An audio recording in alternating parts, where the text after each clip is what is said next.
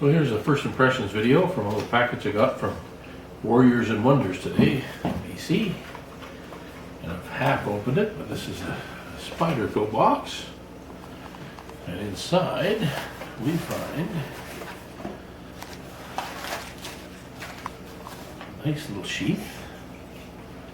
It looks like Kydex, but I think they call it something else, but it's very similar. It's a thermoplastic.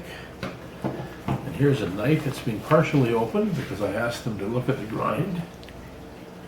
And there it is. And that's a Phil Wilson design, made in Taiwan. I asked them to look for even grinds, and it looks pretty good. And that's the Spyderco version of the South Fork hunting knife. You can see it's a upswept hunter.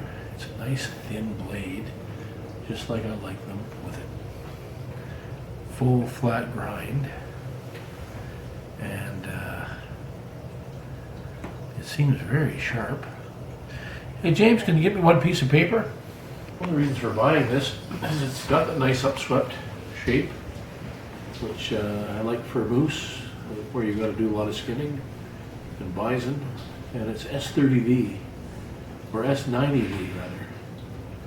And S90V is a matrix steel, really high carbon, with a lot of vanadium. I think it's 9% vanadium, which creates vanadium carbides. Very, very hard. Very well, very incredibly well. Works very well for cutting, for keeping an edge. And it comes with, oh, a heck of an edge already, right from the factory. That'll be easily shaving sharp. Okay, just got back from our weekly grocery shopping.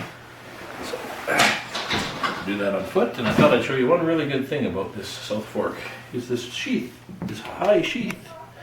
So it's tucked in there. You can sit down. It's tucked in there, and because it's so thin, you don't even know that it's there. So very, very comfortable. Won't be so good with a backpack with the straps, hip straps. But when you're not having the hip straps on, it's a very comfortable carry. You don't even know it's there. Testing over the last 25 years. And I've really evolved my views on knives.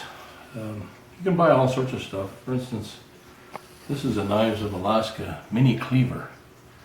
If you take a look at how thick that is, you got to start asking yourself, why do you need a hunting knife that thick? When you get to a certain level, I'm not cutting bone with a knife. I know where the joints are, I know where the cartilage is. I'm basically slicing meat and cartilage. And I need something that will cut. And if we take a look at a knife like this one, that has such steep bevels, it has to have such steep bevels because it's a 1/4 inch thick, and it's only got about maybe 3/4 of an inch of a bevel, so it's actually quite an acute angle. If I try to cut some meat, or this tomato, this is not a very successful design, and I start wedging already. And yeah, I can do it, but it's not very efficient. Even though that's D2 steel, I've got it very sharp. I can shave with that knife.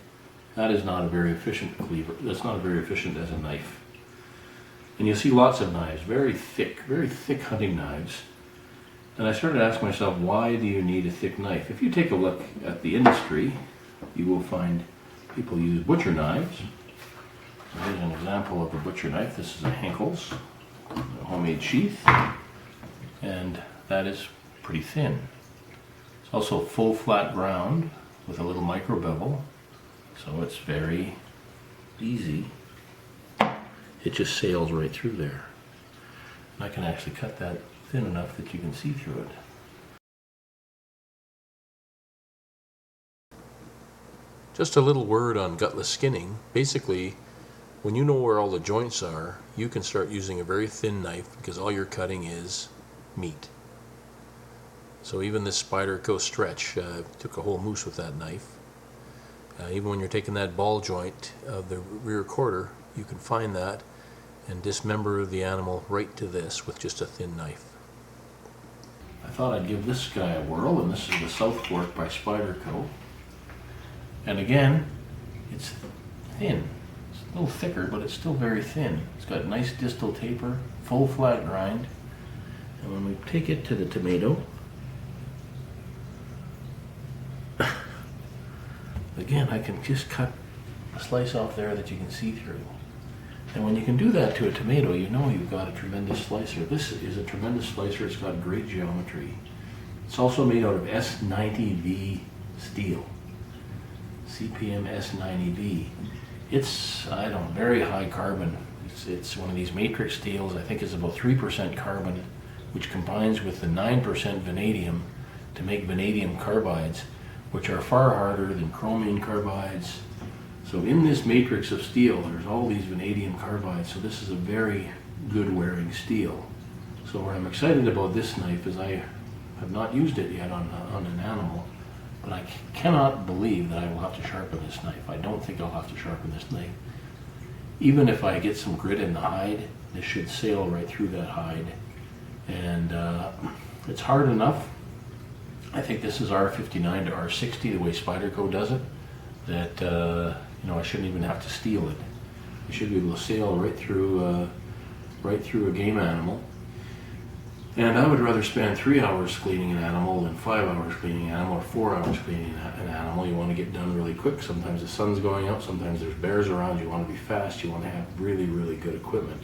I like the sweep. I like the thinness. I like the cutting ability. I like the handle. It's very, very thin. I like the choil here so that you can choke up and use that for very precise cuts. And even though it's a trailing point, if you're careful, you can use a trailing point for anything, including taking the hide off. You just have to work your angles a little differently. So I don't know if this is the ultimate hunting knife, but it's getting awful close. It's pricey, but I think it's really, really worth it. This has actually inspired me to, my next buy is going to be a grinder, because I'm going to get back into knife making, because this is really, looking at this evolution, it's really inspired me to start looking at my own designs, because it's just a lot of fun to try to zero in on perfection.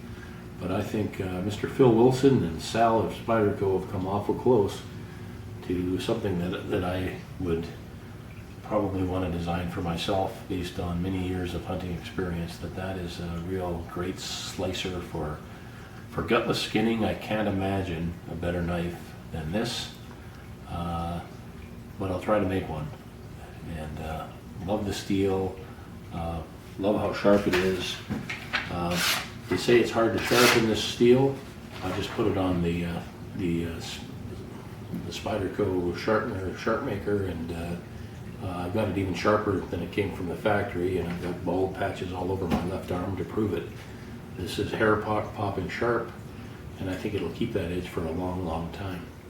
So that's it. Very good design, and now I've got tomatoes to eat. Thank you.